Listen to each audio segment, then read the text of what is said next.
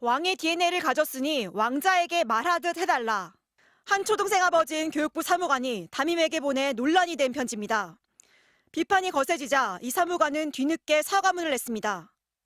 20년 동안 하위직 공무원으로 일하면서 선생님들을 존경했다고 자신을 소개하며 경계성 지능을 가진 자식에 대한 안타까움으로 지혜롭게 대처하지 못했다고 사과했습니다. 또 문제의 편지는 치료기관에서 준 자료였다고 해명했습니다. 다만 직장과 직위는 언급한 적이 없다면서 자신의 직업이 협박으로 느껴졌을 것이라 생각지 못했다고 말했습니다. 하지만 사과문의 내용과 달리 학교와 교육청, 교사를 상대로 여러 차례 압력을 가했던 것으로 확인됐습니다. 초등교사 노조에 따르면 학교 측에 담임교사에 대한 아동학대 신고 사실을 알리며 직위 해제하지 않으면 언론에 알리겠다고 말했고, 닷새 뒤 자신의 직위를 알고 있는 교육청 담당 장학사에게도 직위 해제를 요구했습니다. 교체된 담임교사에겐 공직자 메일로 왕의 DNA 편지를 보내면서 전임 담임을 시정잡배라고 부르며 파면해야 한다는 주장도 첨부했습니다. 교육자가 아니라 시정잡배라고. 너무 압박적이어서 보고한 거래요. 너무 두려워서. 교육부도 이런 사실을 몰랐던 건 아닙니다. 두 차례에 걸친 갑질 제보가 있었지만 구두 경고가 전부였고, 지난 1월엔 5급 사무관으로 승진도 했습니다. 최종시에서 아동학대를 판정을 하니까 교사가 아동학대였지 않았을까 그런 차원에서 그렇게 판단을 한 거고요. 교육부는 논란이 커지자 지난 11일 해당 사무관을 직위 해제했습니다. MBC 뉴스 지은수입니다.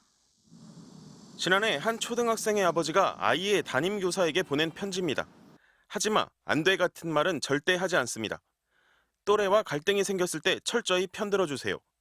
왕의 DNA를 가진 아이이니 왕자에게 말하듯 듣기 좋게 돌려서 말하라고 적어놨습니다. 담임 선생님께라며 점잖게 시작했지만 훈계조에 가까웠습니다.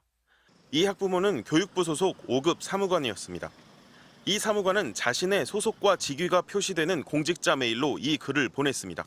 또 일반 교사 입장에서는 교육부를 직접 대면하거나 이럴 일이 없거든요. 내가 뭐 교육부에 연락을 받을 일이 있나 이렇게 자기 검열을 하시게 되시죠. 그런데 사무관은 이 편지와 함께 자신이 전임 교사를 아동학대로 신고했다는 문서도 같이 보냈습니다. 후임 교사를 사실상 협박한 셈입니다. 교육부 직원이라는 지위를 이용해 나는 담임 교체를 할 수 있는 사람이다 라고 협박했습니다. 아동학대 신고로 인해 직위 해제됐던 전임 교사는 지난 5월 검찰에서 무혐의 처분을 받았고 올해 초 복직했습니다. 교권보호위원회는 이 사무관이 학부모로서 교사의 명예를 훼손하고 협박했다고 보고 지난 6월 서면 사과 등을 요구했습니다. 하지만 이 사무관은 응하지 않고 있습니다.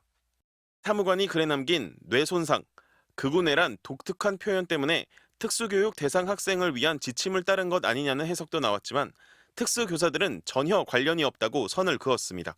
사회적 규칙이나 관계에 대한 지도의 방법이 전혀 아니잖아요. 이런 건 저희의 교육 방법은 아니에요. 교육당국은 현재 대전의 한 학교에서 행정실장으로 근무하는 해당 사무관을 직위 해제하고 조사에 착수했습니다. MBC 뉴스 전동혁입니다.